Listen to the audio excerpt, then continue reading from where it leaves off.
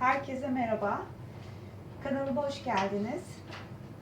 Bugün sizlere zencefilli ballı limonlu bir şurup hazırlayacağım. Öncelikle zencefilimiz şöyle taze kök zencefil. Ben şu kadar keseceğim zencefilinden. Evet, bu benim için yeterli. Şu kadar bir parçayı soyuyorum.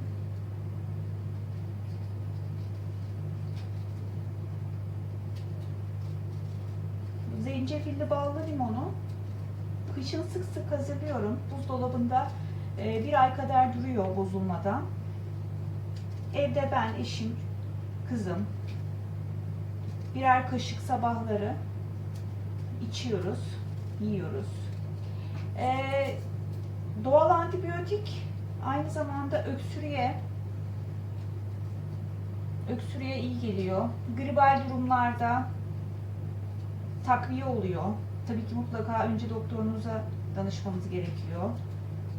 Faranjit durumları varsa, geçmeyen öksürük varsa bunlar için önce doktora gidiyoruz. Ama böyle karışımlarda eğer alerjiniz yoksa doktorunuza sorduktan sonra içmenizde bir sakınca yok. Evet, zencefilimi kabuklarını soyduktan sonra şu şekilde ince ince doğrayacağım.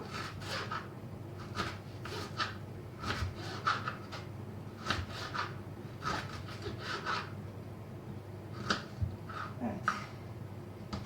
Bu şekilde ince ince şurasını da keselim.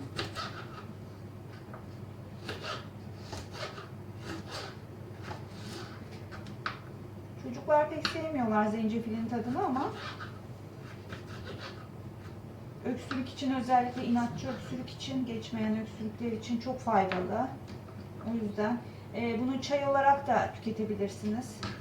Kaynatıp ılıttığınız suya bir kaşık koyup karıştırırsanız o şekilde çay olarak da içebilirsiniz. Ama ben kaşıkla yemeği tercih ediyorum. Özellikle sabahları boğaz ağrısıyla uyandığım sabahlar bir kaşık yer yemez etkisini hemen hissediyorum. Bana iyi geliyor. Bağışıklık için de çok önemli. Bağışıklığımızı güçlendiriyor. Biliyorsunuz zencefil. Evet, şu şekilde ince ince bunu kıydım. Bir tane de limonumuz var. Limonumuzu da ince ince dilimleyeceğim.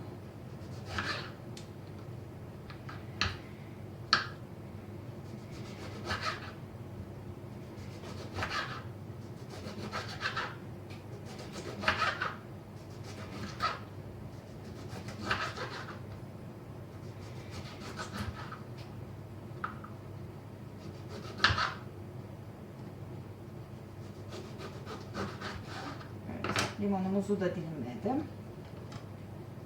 Bu şekilde. Bu şekilde dilimledik.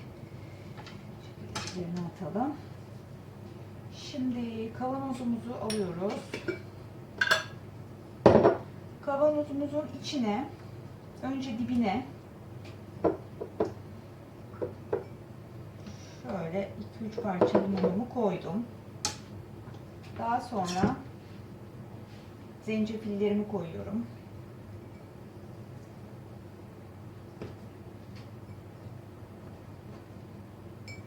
Zencefillerimi de koyduktan sonra kalan limon dilimlerimi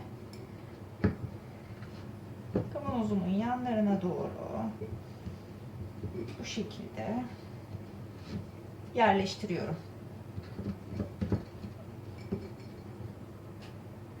Evet. Üstüne tekrar limonumu kapatıyorum. Şimdi balımızı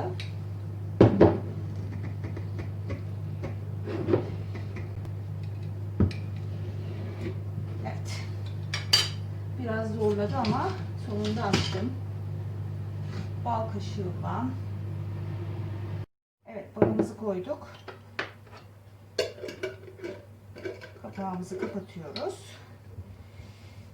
Ve 2-3 gün buzdolabına kaldırıyoruz. 2-3 gün sonra yemek üzere. Afiyet olsun.